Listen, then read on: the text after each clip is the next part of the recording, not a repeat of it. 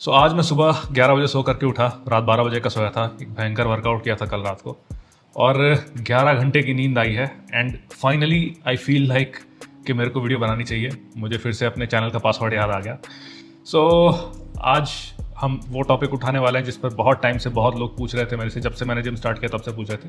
That was gym equipments के बारे में बताओ, how to choose gym equipments, कौन से अच्छे होते हैं कौन से बुरे होते हैं। तो आज समय आ गया इसके ऊपर बात करते हैं। अब बहुत सारे लोगों को लगता होगा कि जिम इक्विपमेंट में ब्रांड की क्या ही वैल्यू है, ब्रांड क्या ही मैटर करता है। जिम इक्विपमेंट का मतलब क्या होता है? एक फ्रेम, एक वेट स्टैक, एक पुली, बस और कुछ नहीं। ये लोगों को लगता है कि जिसमें ये सारी चीजें हों तो वो चाहे कोई भी ब्रांड का हो चल जाएगा, लेकिन ये बात सच नहीं है। अब इस लड़के को ध्यान से देखो जो हैमर स्ट्रेंथ जैसी दिखने वाली मशीन पर वर्कआउट लगा रहा है। अब आपके हिसाब से इसमें सब कुछ है जो हैमर स्ट्रेंथ में है, फ्रेम भी है, केबल भी है, वेट स्टैक भी है, बट सब कुछ सेम नहीं है।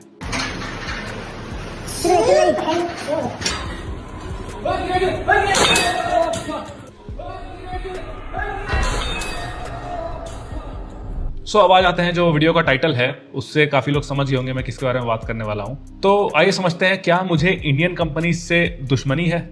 देखिए, ऐसा बिल्कुल भी नहीं है। मैं आपको साफ साफ बता दूं, जो ही बात मैं आज करने वाला हूं वो based on my experience and based on जो मेरे कलीग्स हैं, जो मेरे फ्रेंड्स हैं इंडस्ट्री में, उनके एक्सपीरियंस से आपको बताने जा रहा हूं। ऐसा नहीं है कि मैं इंडियन कंपनीज को हेट करता हूं। आई जेन्युइनली वांट कि वो आगे बढ़ें, अच्छा सामान बनाए, दुनिया भर में हमारा नाम रोशन करे। बट आई हेट टू से इट कि आज के टाइम पर इक्का दुक्का कंपनीज को छोड़ करके ऐसा कोई इंडिया का बंदा नहीं है, ऐसी कोई इंडिया की कंपनी नहीं है जो उस लेवल का काम कर रही हो। अच्छी कंपनीज में मैं नाम लूंगा, जिराई वगैरह हैं, जो मतलब उतनी अच्छी तो नहीं है जितनी इंटरनेशनल प्रीकॉर, लाइफ फिटनेस वगैरह है, but they are doing well, ठीक कर रही हैं। और हाँ, ये मैं पेड नाम नहीं ले रहा हूँ जिराई का। एक तो सोशल मीडिया में प्रॉब्लम क्या है कि आप किसी की तारीफ भी नहीं कर सकते, फॉलोइंग आपके पास हो गई तो लोगों को लगता है कि हर चीज पेड है। भाई पेड नहीं है, I am speaking my mind. तो भाई देखो, मैं इंडियन कंपनीज का दुश्मन भी नहीं हूं और अमेरिकी कंपनियों का दलाल भी नहीं हूं। मैं एक बहुत ही न्यूट्रल स्टांस के साथ ये वीडियो बनाने जा रहा हूं। न्यूट्रल का मतलब क्या होता है? Black and white. मतलब कि हम सारी चीजों को देखेंगे इन टर्म्स ऑफ रेवेन्यू, कौन सी कंपनी कहाँ एलोकेट कर रही है, कैसी इंजीनियरिंग यूज कर रही है, लोड बेयरिंग कैपेसिटी वगैरह कैसी है, किसका डिजाइन कैसा है, किसकी क्वालिटी कैसी है, पेंट क्वालिटी कैसी है, फ्रेम की क्वालिटी कैसी है, उन सब चीजों पर हम बात करेंगे। मैं क्यों कहता हूं कि इंडिया में इक्का दुक्का प्लेयर ही ठीक है? ऐसा इसलिए क्योंकि 90% जो प्लेयर हैं वो कूड़ा बना रहे हैं, लिटरली कूड़ा बना रहे हैं। And if you look at it from different angle तो आपको पता चलेगा कि उनकी पूरी गलती है भी नहीं, क्योंकि इंडिया एक बहुत ही प्राइस सेंसिटिव मार्केट है। प्राइस सेंसिटिव से मेरा मतलब है कि शोशेबाजी में लोग पूरा पैसा खर्चा करेंगे, उसमें कोई दिक्कत नहीं है, लेकिन when it comes to investing health and fitness और उसके अराउंड की चीजों में, तो वहां पर आदमी सोचता है क्या है, वही देखता है कि यार ये तो फ्रेम, पुली, वेट स्टैक, यही है। इंडिया की जो चालू कंपनी 10 लाख रुपए में 10 मशीनों का पैकेज बना के दे रही है ट्रेडमिल वगैरह के साथ में, और उसको कंपेयर करते हैं आकर के लाइफ फिटनेस प्रीकॉर से, सोचते हैं एक ही चीज तो है, ये तो लूट रहा है साला। तो वो चीज मैं क्लैरिफाई करना चाहता हूँ। जो मैं बात करना चाह रहा हूँ वो ये कि लोग यहाँ पर पाई बचाना चाहते हैं और एंड में वो गलत डिसीजन ले लेते हैं। अब ऐसा क्यों है कि इंडियन कंपनीज जो है वो इतना कूड़ा कचड़ा सामान बनाती हैं? जब हम जिम इक्विपमेंट्स की बात करते हैं तो सबसे पहले जो प्राइस सेंसिटिव मार्केट की बात की थी, उससे खेलने के लिए इनको बहुत हैवी कॉस्ट कटिंग्स करनी पड़ती हैं। हैवी कॉस्ट कटिंग में क्या क्या आ गया आपका? सबसे पहले तो जो लोहा यूज कर रहे हैं वो बहुत ही लो क्वालिटी का है, हाई गेज का है ना। हाई गेज, जितना ज्यादा गेज होता है मतलब कि लोहा उतना हल्का है। हल्का लोहा 14, 15, 16 गेज का लोहा ये लोग यूज करते हैं। और उस पर जब मशीनिंग की बात आती है, मशीनिंग भी ढंग से नहीं करते हैं। अब फॉरेन ब्रांड्स की जब बात हम करें तो लोहा जो सेलेक्ट करते हैं ना वो that is high grade MS mild steel. ये हमारी इन्वेंट्री में अभी लाइफ फिटनेस का ऑप्टिमा सीरीज रखा हुआ है, जो कि हमने रेडी कर दिया है, रिफर्बिश कर दिया है। वो मैं अभी आपको लेके जाके दिखाऊंगा वीडियो में। तो उस एक मशीन को विदाउट वेट स्टैक 5-7 बंदे लगे थे हिलाने में एक जगह से दूसरी जगह, है ना। और ये इसका एक रीजन ये भी है कि उसका जो फ्रेम होता है, जो US मशीन्स का फ्रेम होता है, वो एक साथ जुड़ा होता है, वेल्डेड होता है, हाईली वेल्डेड फ्रेम होता है। और इंडियन मशीन्स का क्या होता है कि वो जॉइंटर्स पर काम करते हैं, टुकड़ों टुकड़ों में वो मशीनों को बनाते हैं, पूरा फ्रेम एक साथ वेल्डेड नहीं होता। और होता भी है कुछ का तो बहुत ही चीप क्वालिटी वेल्ड होता है, आसानी से खुल जाता है, टूट जाता है। उसका भी आपको एग्जाम्पल दिखाऊंगा। एक बहुत ही चालू कंपनी का मैंने एक छोटा पीस ऑफ इक्विपमेंट अपने जिम में लगाया था, और वो करते करते वो हाइपर एक्सटेंशन था और वो उसका वेल्ड ही खुल गया। सो ये मेरे लिए भी लेसन था और आप लोगों के लिए भी लेसन। ये तो आ गया कि हम कॉस्ट कट करते हैं, चालू मटेरियल लगाते हैं। दूसरी सबसे इंपॉर्टेंट चीज आ जाती है कि हम अपने आप अंदर से कैसे हैं। एक होता है कि चलो इंसान अच्छा करना चाह रहा है लेकिन due to lack of resources उससे अच्छा हो नहीं पा रहा। एक होता है कि आदमी ही ईवल है, ईवल तो मैं नहीं कहूंगा, बट ये कहूंगा कि हम लोग बहुत ज्यादा कैजुअल हैं एज कंपनीज। हम बहुत ज्यादा कैजुअल हैं, हमें नहीं फर्क पड़ता चीजों का क्या। जैसे मैंने कंज्यूमर का माइंडसेट बताया ना कि भाई लोहा है, पुली है, वेट स्टैक है, यही तो है बस। तो ये सेम माइंडसेट कंपनीज का भी होता है। भाई तुम्हारा ये माइंडसेट नहीं होना चाहिए। वो भी ये देखते हैं लोहा है, वेट स्टैक है, पुली है, ठीक है ना। मैं देखता हूं कि इंडियन कंपनीज जो है, अगर लोहे में छेद करना है तो ड्रिल मशीन से मार के छेद कर दे रही हैं।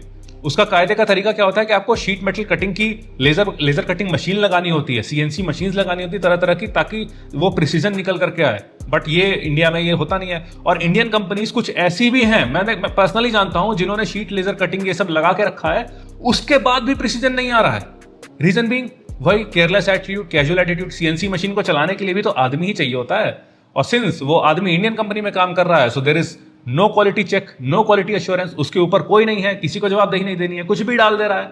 सो जो प्रिसीजन होता है, जो एक्यूरेसी होती है, वो बहुत ज्यादा दूर होती है when we compare our Indian machines to US brand machines या बाहर की मशीन से। एंड यही casual attitude towards creating something, यही सेम चीज रिफ्लेक्ट करती है इन सर्विंग समवन। जैसे आप इंडियन कंपनीज के कस्टमर हो, तो आप ये बात अपने मन में बांध के चलो कि भाई ये वन टाइम ट्रांजैक्शन है आपका, उसके बाद में उस कंपनी के साथ में कोई लेना देना नहीं है। क्योंकि भाई वो कंपनी को फर्क नहीं पड़ता ना। जिस कंपनी को अपना सामान बनाने में फर्क नहीं पड़ रहा है, तो उस कंपनी को क्या फर्क पड़ेगा कल को किसी की जिम में हादसा हो जा रहा है, या सामान टूट जा रहा है, जॉइंट खुल जा रहा है, वेल्ड खुल जा रहा है, क्या फर्क पड़ेगा? They don't care. जो लोगों ने इन्वेस्ट किया इंडियन ब्रांड्स में, वो मेरी बात से सहमत होंगे। जो आस पड़ोस से ले रहे हैं, मे बी उनको सर्विस मिल जाती होगी, बट जो दूर दराज से बैठे हैं, दूर के मैन्युफैक्चरर से सामान ले रहे हैं इंडियन में, तो वो परेशान ही होंगे। अब हम बात कर लेते हैं कि इंजीनियरिंग में डिफरेंस कैसे आता है मशीन्स में, जब हम बात करते हैं इंडियन मशीन में और यूएस मेड मशीन्स में। देखिए, हम इसको कंपेयर कर सकते हैं।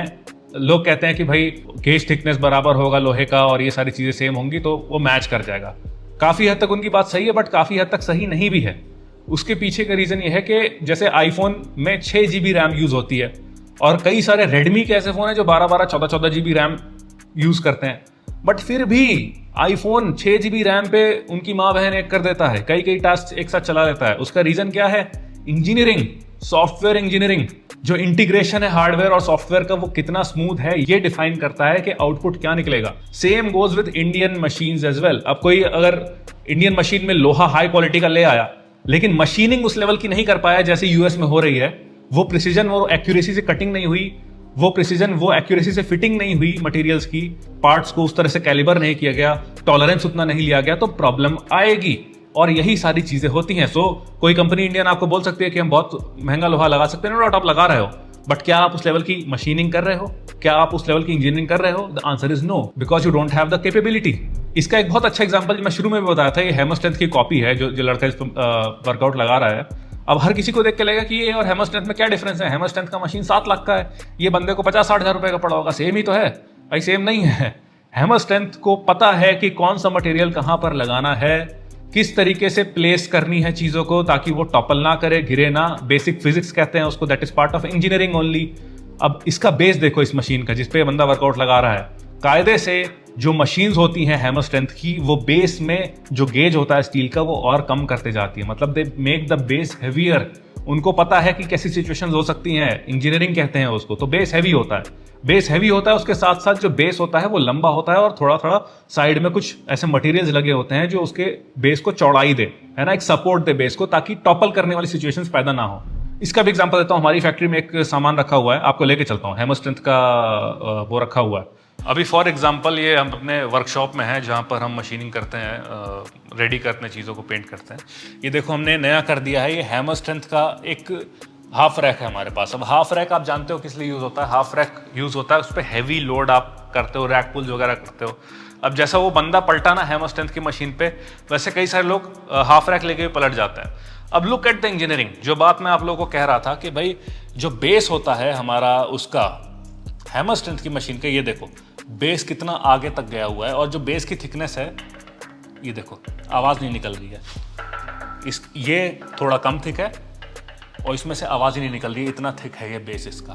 प्लस उसमें मटेरियल्स जो लगे हुए हैं इंजीनियरिंग डिज़ाइन के हिसाब से वैसे लगे हुए हैं कि ये टॉपल ना करे और लेफ्ट राइट भी सपोर्ट मिले इसको। So this is what I call as engineering. ये ओरिजिनल हैमर स्ट्रेंथ जो है ये नहीं पलटेगा, बट वहीं कोई इंडियन अगर सोचे कि यार इसमें लोहा ही तो है, हम इसको उठा के कॉपी कर लेते हैं, और वो पूरा एक सेम मटेरियल बना दे। और कई मैंने इंडियन कंपनीज देखी है, वो तो इसको छोटा ही रख देते हैं कि भाई क्या मतलब है, लोहा इतना आगे तक क्यों निकला हुआ है। अरे गधों, जब तुम्हारा जो वेट जब रैक पुल करोगे वो यहाँ पर आएगा, उसका एंड यहाँ पर वेट गिरेगा, और तुम्हारा लोहा यहाँ एंड हो रहा है, तो जब वहाँ पटकेगा तो ये मशीन पलट जाएगी ना आगे की तरफ, जैसा उस बच्चे के साथ हुआ। तो इंडियन कंपनीज भी ऐसा काम करती हैं, इसीलिए ऐसी प्रॉब्लम्स होती है। सो हाफ रैक आप इंडियन ले रहे हो तो उस पर वर्कआउट आप नहीं लगा पाओगे। हैमर स्ट्रेंथ पे क्यों लोग 200-300 किलो पटक देते हैं, you know the reason now. अभी मैं जो बात कर रहा था, ये एक तो लाइफ फिटनेस ऑप्टिमा इतना हैवी है कि ये उठता ही नहीं है बिना वेट स्टैक के भी। ये हमारे उसमें रखा हुआ है बाय द वे, अगर आप इसको देखना चाहें तो आ सकते हैं। ये देखो, ये ओरिजिनल केबल है लाइफ फिटनेस की, इतना अच्छे तरीके से रगड़े जाने के बाद भी ये देखो ये कैसे इंटैक्ट है, और ये कैसे जुड़ती है, जुड़ने का मैकेनिज्म देखो। ये जा करके नीचे बेस में जहाँ पर आपका वेट स्टैक है वहाँ इसके साथ में कनेक्ट होती है ना, with a screw mechanism. India में क्या होता है कि हम उसमें ले जा करके तार को पेंच से कस देते हैं। जैसे होता ना, ये होल है, इसके अंदर वायर गई, हम यहाँ पर पेच कस देंगे। जब ऐसे हम कस रहे हैं तो ये तो कभी भी निकल सकता है ना, बट ये इसके साथ में नहीं होगा, और ये मैकेनिज्म आपको नहीं देखने को मिलेगा इंडिया में। And that is what makes Indian brands shit. अभी फॉर एग्जांपल हमारे पास में ये नॉटलेस की पुलोवर भी रखी है, इसको हमने पेंट कर दिया है, थोड़ा बहुत इसमें चीज़ों को, एलिमेंट्स को ऐड करना बाकी है, ये भी मशीन रेडी हो जाएगी। अब मैं दिखाता हूँ इंजीनियरिंग किसे कहते हैं। ये देख रहे हो, ये पार्ट ये 30 से 40 किलो का होगा जो मैंने उठाया है। ये इस मशीन में सिर्फ इसलिए रखा जाता है ताकि जो हमारा वो हैंडल है वो एक प्लेस में रहे, वापस वो अगर कोई बंदा छोड़े तो वो वापस प्लेस में रहे जा करके, इसलिए इतना हैवी मटेरियल यूज़ हुआ है। इंडिया में ऐसा नहीं होगा, आपको पता ही है। इंडिया में अगर कोई आगे लेके आया उसको तो वो आगे ही रह जाएगा, आपको उसको मैनुअली पीछे रखना पड़ेगा, अनलेस आपने वेट चूज करके रखा है। ये यूज़ होता है ज़ीरो वेट पर, कि ज़ीरो वेट पर भी थोड़ा रेजिस्टेंस रहे कि वो पीछे ऑटोमेटिकली चला जाए। बट इंडिया में वो यूज़ नहीं होता है। इंडिया में वो आगे आ गया, वो अपनी मर्जी से पीछे तब जाएगा जब हैवी वेट लगा होगा, वरना वो नहीं जाएगा। So this is what the difference in engineering is. ये नॉटिलस है, आर्थर जोन्स की कंपनी, जिस पर डोरियन येट्स वर्कआउट किया करता था। माइंड में मैं पहले भी आपकी तरह ही सोचता था कि फ्रेम पुली यही सब होता है, but over the period of time मैं समझ गया हूँ, एंड इट्स हाई टाइम आप भी समझ जाओ। सो बात घूम फिर के वही आ जाती है जो मैं आपको समझाने की कोशिश कर रहा था, कि भाई डिफरेंस होता है इंजीनियरिंग में, चॉइस ऑफ मटेरियल में, और ये सारी चीज़ें बहुत बड़ा इम्पैक्ट क्रिएट करती हैं। आप बिलीव नहीं करोगे, मैंने ऐसे ऐसे सेटअप्स देखे हैं, ब्रांडेड सेटअप्स, जिनमें कि केबल 10 साल हो गया, केबल नहीं टूटी है। जो केबल पहले लगी थी वो केबल अभी तक चल रही है। और हमारे इंडियन जिम के केबल्स आपको पता ही है, इंडियन इक्विपमेंट्स के हर 2 महीने 3 महीने में बोल जाते हैं, या तो खुल जाते हैं या बीच में से ही टूट जाते हैं। ये इश्यूज हमको देखने को मिलता है ना। वो देखो, आपने केबल को उसमें लोहे में घुसा करके पेच से कस दिया, that is not elite engineering. ये जुगाड़ होता है जो इंडिया में करते हैं, केबल को स्क्रू से कस दिया। जो एलीट इंजीनियरिंग होती है उसमें ऑटोमेटिक एक बॉल लगा होता है केबल के एंड पे, जो फंसता है मशीन के अंदर, है ना, और वो ऐसे नहीं निकलता, वो निकल ही नहीं सकता, उसका एक बहुत लंबा प्रोसेस है। सेम गोज विद जो मैंने बताया आपको, जो पाइप की क्वालिटी यूज हो रही है, स्टील जो यूज हो रहा है, उसका टॉलरेंस क्या है, कितनी जल्दी बोल रहा है, कितनी जल्दी नहीं बोल रहा है। जो एक ब्रांडेड फ्रेम की क्वालिटी होती है, ब्रांड मैं नहीं कहूंगा, ब्रांडेड नाम कह के मैं ये कहूंगा कि जो एलीट ब्रांड्स जो फ्रेम यूज करते हैं, लाइक लाइफ फिटनेस, प्रीकॉर, टेक्नो, वो फ्रेम 10 से 15 साल विदाउट फेल चल सकता है बिना टूटे। ये उसकी लोड बियरिंग कैपेसिटी होती है। बट इन इंडिया आप देखोगे लोहा कितना हल्का होता है कि उस पर 2-4 बार वेट गिरे तो वो लोहा पिचक जाता है। सो एक डिफरेंस है जो एविडेंट है, उसके वेट में भी है, डायमेंशंस में भी है। क्यों ऐसा होता है कि जो यूएस बेस्ड इक्विपमेंट्स होते हैं उनके कम फॉर्म फैक्टर में भी मशीन्स हमसे ज़्यादा हैवी होती है इंडियन मशीन से। इंडियन मशीन इतनी बड़ी बड़ी होगी, फिर उसका वेट उसके बराबर होगा जो कॉम्पैक्ट मशीन होंगी बाहर की, क्योंकि वो मटेरियल सॉलिड यूज कर रहे हैं। And then again Indian companies आपको लगेगा कि पेंट अच्छा कर रही है, बट उनका पेंट की क्वालिटी भी उतनी अच्छी नहीं होती है। हालांकि दैट इज इररिलेवेंट, क्योंकि पेंट तो फिर से हो जाता है, but that also tells us about कि क्या कैजुअल एटीट्यूड है। और वो इसलिए क्योंकि आपको सस्ता चाहिए, और फिर वो सस्ता बनाती हैं और सस्ते में अपना मार्जिन निकालने के लिए ये सब कॉस्ट कटिंग करती हैं। हालांकि इसमें कॉस्ट कट कर सकते हैं पेंट में, बट बाकी एस्पेक्ट्स में नहीं करनी चाहिए, जो कि वो उसके बाद भी कर रहे हैं, एंड दैट इज रॉन्ग। अब जो मैं बात कर रहा हूँ बार बार ना कि इंजीनियरिंग उसमें एक स्ट्रेस टेस्टिंग करके एक बहुत बढ़िया चीज़ होती है, जिसमें हम तरह तरह की टेक्नोलॉजिकल एडवांसमेंट्स जो हमारे पास आ गई हैं, कैड सॉफ्टवेयर आ गए हैं, वो दुनिया भर की चीज़ें आ गई, उनका यूज़ करते हैं ये देखने के लिए कि मशीन की लाइफ कैसी रहेगी। हम हर पॉइंट पर उसकी कैपेसिटी टेस्ट करते हैं कि ये कितना स्ट्रेस झेल पा रहा है, कौन सी ऐसी कंडीशंस हैं जिसमें बायोमैकेनिकली अगर हम कोई मूवमेंट पकड़ रहे हैं, फॉर एग्जांपल लेग एक्सटेंशन पकड़ रहे हैं, तो बायोमैकेनिकली कौन सी ऐसी ऐसा मूवमेंट है या ऐसा पोजीशनिंग है वेल्ड्स का, जॉइंट्स का, कि इक्विपमेंट के जो पार्ट्स हैं उन पर लोड कम से कम आ रहा है और एफिशिएंटली ह्यूमन जो उसको परफॉर्म कर रहा है उसकी बॉडी में वो मसल हिट भी हो रही है। सो ये सब चीज़ें टेस्ट करने में जिसको हम कहते हैं R&D, रिसर्च एंड डेवलपमेंट, उसमें काफ़ी टाइम, एनर्जी और पैसा ये सब लगता है। और इंडियन कंपनीज आपको पता ही है, जब बात आती है पैसा खर्च करने की तो सब पीछे हट जाते हैं। So that is one more thing. Now एक और बहुत इंपॉर्टेंट बात आ जाती है कि दीज मशीन्स, जो बाहर की मशीन्स हैं, दीज आर रोबोटिकली प्रेस्ड। मतलब एक बार मशीनें बंद हो गई, साइबैक्स एंड ऑल, ये आप खोल नहीं पाओगे, है ना, क्योंकि वो कैलिब्रेटेड होती है। आपने अगर खोल दिया, बुशेस एंड जॉइंट्स जिस तरीके से प्लेस्ड होते हैं, तो फिर वो आपको कबाड़ी को देना पड़ेगा। और इंडियन मशीन्स में ये नहीं है। तो आप जो मशीन खुल जा रही है और फिर बंद हो जा रही है, फिर आप समझ सकते हो उसमें फिर टॉलरेंसेज वो बहुत ज्यादा लेके चलते हैं। इतना इतना टॉलरेंस होता है, मतलब एक स्क्रू इतना बड़ा है तो टॉलरेंस इतना बड़ा होगा। तो मशीन में प्रिसीजन कैसे आएगा, मशीन कैसे ग्राउंड पे स्टेबल रहेगी, वो टॉपल कर सकती है या हिलेगी डुलेगी। तो वो सब चीजें कॉमन है इंडियन मशीन्स में। जो बुशेस होते हैं, आपको इंडियन मशीन्स में तेल लगाना पड़ता होगा गाइड रॉड में बार बार। इन फॉरेन की मशीन्स में, यूएस बेस्ड मशीन्स में तेल नहीं लगाना पड़ता। Self lubricating bushes, self lubricating bearings वगैरह इसमें लगी होती हैं। That is also major difference. तो अब बहुत सारे लोग कंफ्यूज हो गए होंगे मेरी बात सुन करके, और वो जानना चाहते होंगे कि क्या वो इक्विपमेंट जो चूज कर रहे हैं अपने जिम के लिए, इंडियन जो ब्रांड चूज कर रहे हैं, वो सही है कि नहीं है। तो वो मुझसे कंसल्टेशन ले सकते हैं। ये दिए गए नंबर पर मैसेज डालिए, वन टाइम कंसल्टेंसी, और हमारी टीम आपको सारी डिटेल्स देगी कि भाई आप कैसे एनरोल कर सकते हो। फिर हम साथ में बैठेंगे और आपकी जो भी क्वेरीज होंगी उनको सॉल्व करेंगे। मैं बताऊंगा कि भाई सही रास्ते जा रहे हो कि नहीं जा रहे हो। और मैं क्यों कह रहा हूं कि आपको कंसल्टेंसी लेनी चाहिए, क्योंकि जहां पर आप 10, 15, 20 लाख रुपए लगा रहे हो, वहां पे 5, 10 हज़ार रुपए लगा देने से आपका बहुत भला होगा। 15, 20 लाख रुपए का नुकसान होगा इंडियन मशीनों में, उससे बढ़िया है थोड़े पैसे खर्च करके बच जाओ और एक अच्छा चॉइस कर लो। आप लोगों ने जेसी जेम्स वेस्ट को जानते होंगे, फॉरेन का बहुत पॉपुलर यूट्यूबर है। उसने वीडियो बनाई थी जहां पे वो ओल्ड जिम्स को रेट कर रहा था। उसमें आप देखना, वो एक जिम में गया था, वहां बंदे ने कहा था, this machine is older than you. Dude, is it older than me? वो एक हैमर स्ट्रेंथ की मशीन थी, वो 25 साल पुरानी मशीन थी। 25 साल पुरानी मशीन, वो आज भी लोग उस पर वर्कआउट कर रहे हैं। सो ये होती है क्वालिटी, है ना। अभी कल परसों की बात है कि एक कस्टमर था, बहुत छोटा बच्चा ही था अभी वो, मुझे लगा। और अभी कुछ टाइम से मैं ये कंपनी का जो HFS का फोन है खुद ही हैंडल कर रहा हूँ। तो हम, आपको पता नहीं हो तो हम यूज्ड एंड रिफर्बिश्ड इक्विपमेंट्स में भी डील करते हैं और नए इक्विपमेंट्स में भी डील करते हैं, because we believe in providing quality in a cheaper price, है ना। जितने में आपको इंडियन नई मशीन्स मिलेंगी, उतने में हम आपको यूएस बेस्ड की यूज्ड एंड रिफर्बिश्ड मशीन्स दे देंगे। रिफर्बिश्ड भी हम खुद ही करते हैं, and that machine would be 10 times better जो कि आप इंडियन लेने जा रहे हो। सो बंदा मेरे पास आया, हमारे पास में एक सेटअप था, लाइफ फिटनेस और प्रीकॉर मिक्स, प्रीकॉर आइकेरियन और लाइफ फिटनेस प्रो सीरीज, जो पहले के टाइम का सेटअप था। आर्नोल्ड वगैरह जिस पर वर्कआउट लगाते थे, अब नहीं मिलता वो, बहुत रेयर सेटअप था। सो वो उस सेटअप को हमारी आज थी 15 लाख रुपए, उसमें 16 स्टेशन थे, जो कि बहुत अच्छा वैल्यू था। 15 लाख में fully refurbished.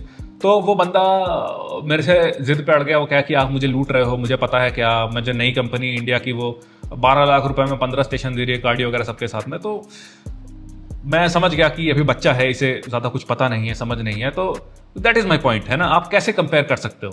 This is like comparing apple to watermelon. मतलब भले वो चीज़ आज के टाइम की नहीं है, बट जो इंजीनियरिंग यूज़ हुई थी उस पर, जो लोहा उस पर यूज़ हुआ था, दैट रिमेन्स द सेम।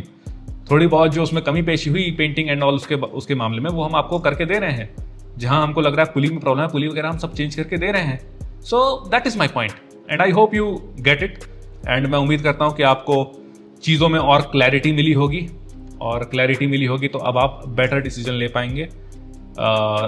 चलिए, अच्छा है, ऑल द बेस्ट। अपना जिम प्लान करिए, रास्ते में कहीं भी ज़रूरत पड़े just message one time consultancy, जो दिया वो नंबर है, और हमारी टीम आपको रीच आउट करेगी और मैं बैठता हूँ आपके साथ, आपको पर्सनली गाइड करूँगा। चलिए जी, बाय बाय।